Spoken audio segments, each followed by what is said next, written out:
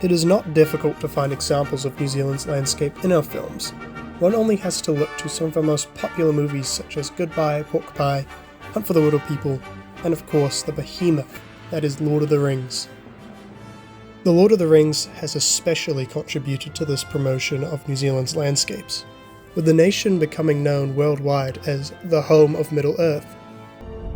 A lot of the world's impression of New Zealand is that landscape.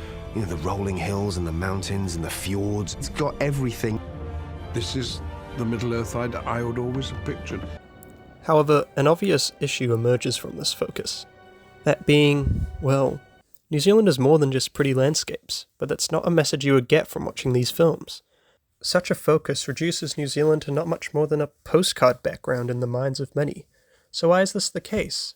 Why is New Zealand so afraid to export its culture as well as its landscape? Well, we actually have a little bit.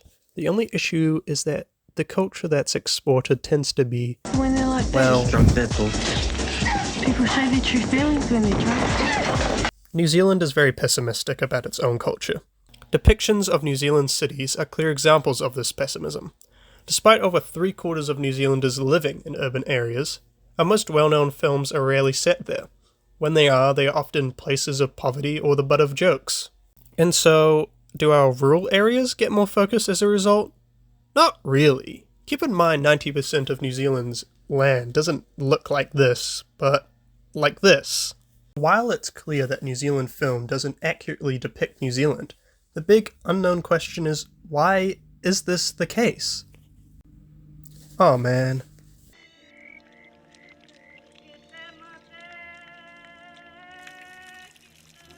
New Zealand's status as a post-colonial nation has given it a very complicated culture. As far back as the 20th century, films advertising New Zealand's pristine landscape was a method of attracting settlers to the country. Almost all of New Zealand's early films create the sense that New Zealand is a natural paradise on the end of the world. For Pakeha-made films, this focus on landscape has created a self-fulfilling cycle that can reflect the disconnect that many Pakeha New Zealanders feel, having a culture that is connected to that of an island half the world away. Meanwhile, for Maori and Pacifica filmmakers, their culture has been forced to assimilate into that of Pakeha culture. In fact, Maori culture was used to advertise the country along with the landscape. However, these were not sincere depictions of Maori.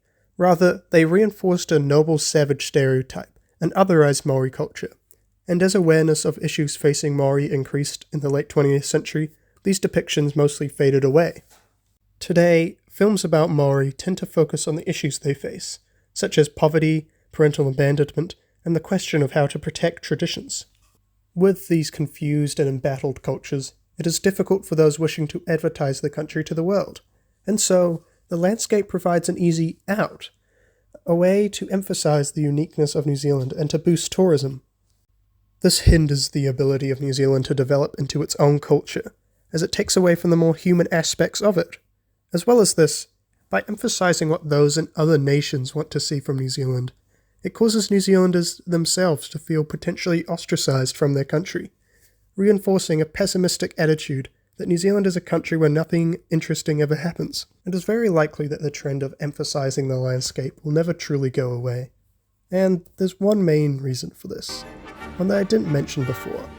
That being, the landscapes do look quite nice at the end of the day.